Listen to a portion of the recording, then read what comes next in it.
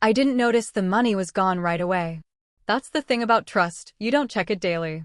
You don't hover over it suspicious. You assume what's protected stays protected. Especially when it's your child's future.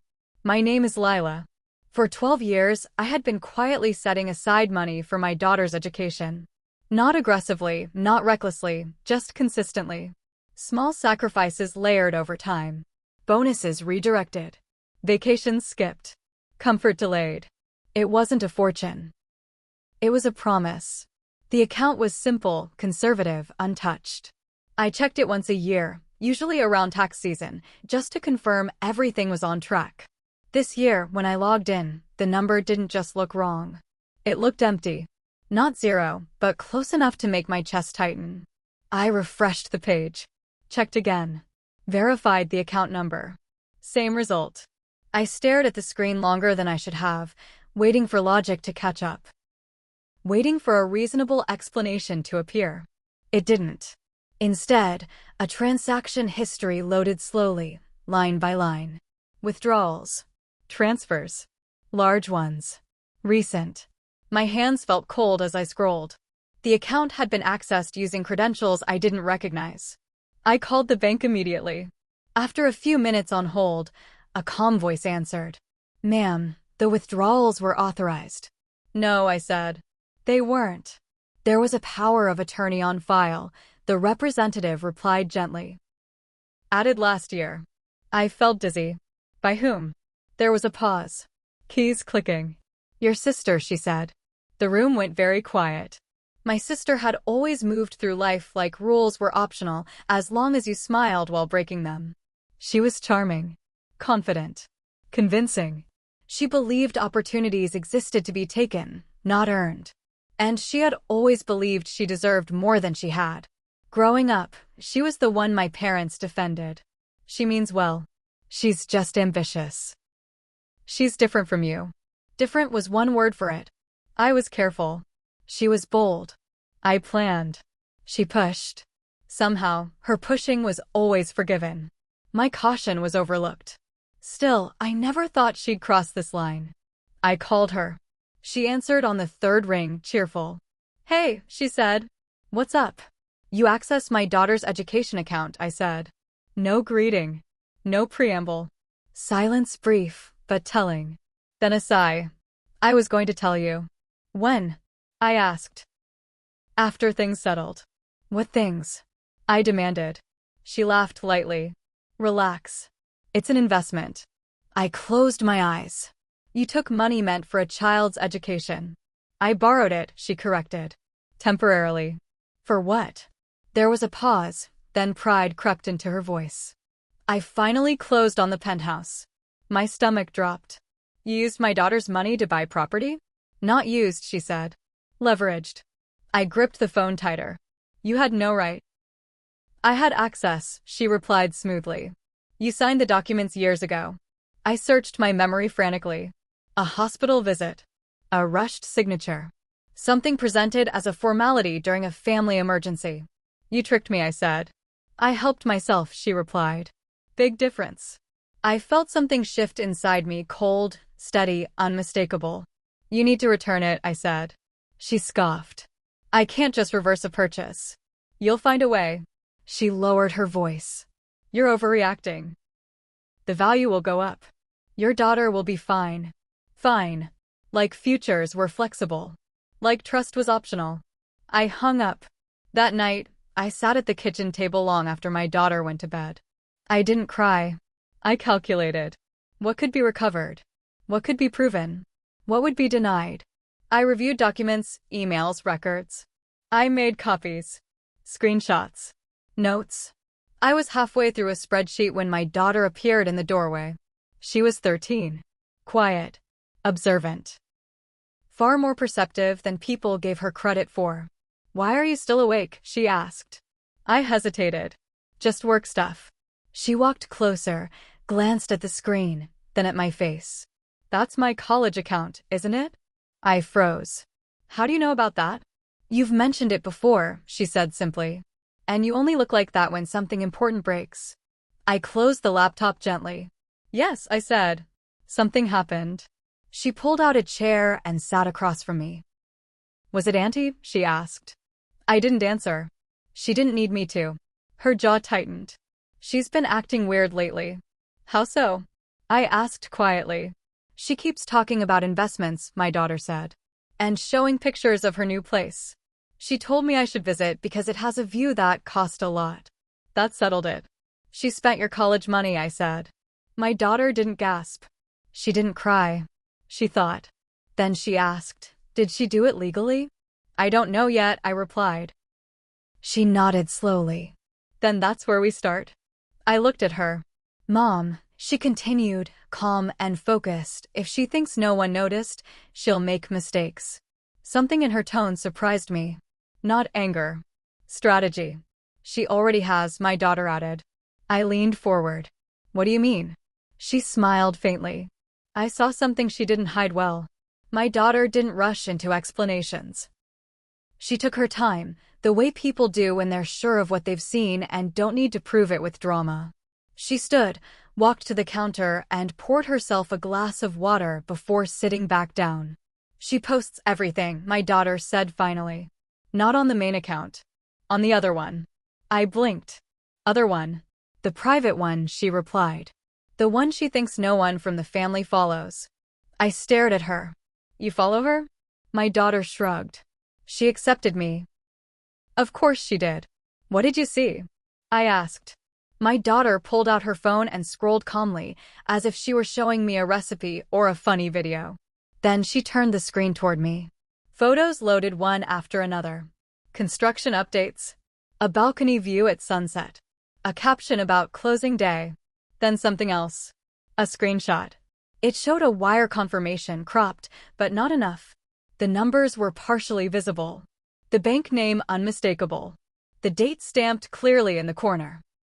The same date as the withdrawals. My throat tightened.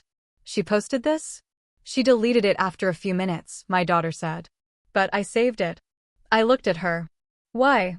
"Because she said it was just paperwork," my daughter replied. People lie when they say that. I sat back, stunned, not by my sister's carelessness, but by my daughter's clarity. "That's evidence," I said quietly. She nodded. "And that's not all." She swiped again. Another image appeared. This one a message exchange my sister had posted, and then cropped poorly. It showed a conversation with a real estate broker. One line was underlined by accident, probably by a thumb slipping during a screenshot. "Funds are cleared. The source account is confirmed." I exhaled slowly. She didn't think anyone would read, my daughter said. She just wanted people to know she won. Win. That word felt sharp. I closed my eyes for a moment, then opened them with focus. "We need to move carefully," I said. "We don't accuse without certainty." My daughter nodded again. "I know." I looked at her, really looked at her, and saw not a child who had been robbed of her future, but a young person who refused to let it be taken quietly. The next morning, I contacted an attorney. I didn't lead with emotion. I led with facts. Documents. Dates. Screenshots. The attorney listened carefully, then asked a single question. "Did your sister disclose the use of funds to you in writing?" "No," I said. "Did she return any portion of the money?" "No." He leaned back. "Then this isn't a misunderstanding. It's misappropriation." I felt my jaw tighten. "Even with power of attorney?" "Power of attorney doesn't allow self-dealing unless explicitly stated," he replied. "And even then, using funds designated for a minor's education opens another set of problems." My daughter sat quietly beside me, absorbing every word. "What happens next?" I asked. "We notify the bank formally," he said. "And we request a freeze on any remaining linked assets. Then we proceed." I nodded. That afternoon, my sister called. She sounded irritated. "You went quiet," she said. "That's never a good sign." "I spoke to the bank," I replied. Silence. "What did you say?" she asked. "I asked questions," I said. She laughed nervously. "You're overthinking this." "No," I replied. "You're underestimating it." Her tone shifted. "Don't make this ugly."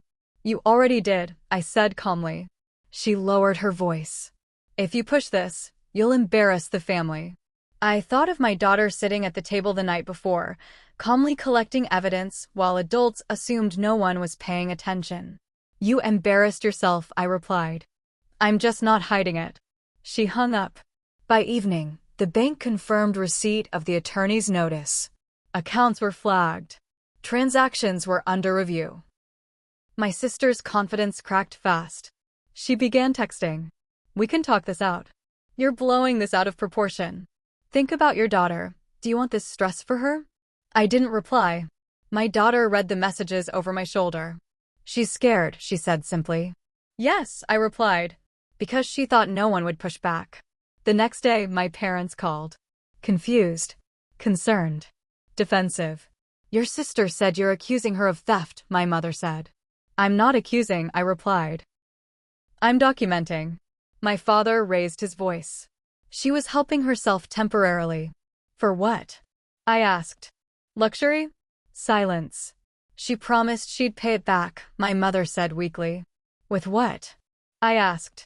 "And when?" Neither answered. That was when my daughter spoke. She leaned forward, voice steady. "That was my money," she said. "For my education." She didn't ask me. The line went quiet. Adults often forget children are listening. Until they speak. "I don't want an apology," my daughter continued. "I want it returned." My mother started crying. My father said nothing. That night, an email arrived from my sister's attorney. It was brief. They were prepared to negotiate. I looked at my daughter. She read it carefully, then looked up. "She's still trying to control the outcome," she said. "That means we're winning." I smiled, proud, tired, resolved. Because my sister thought she'd taken money without consequence. She didn't realize she'd underestimated the one person she never thought to watch. Negotiation didn't last long. My sister wasn't used to limits, especially ones she couldn't charm, rush, or intimidate her way around. The moment she realized the process wouldn't bend, her tone shifted from confidence to urgency. Her attorney proposed compromises. Partial repayment. Extended timelines. Quiet resolutions. All framed as reasonable. None addressed the core issue. The money wasn't hers to touch.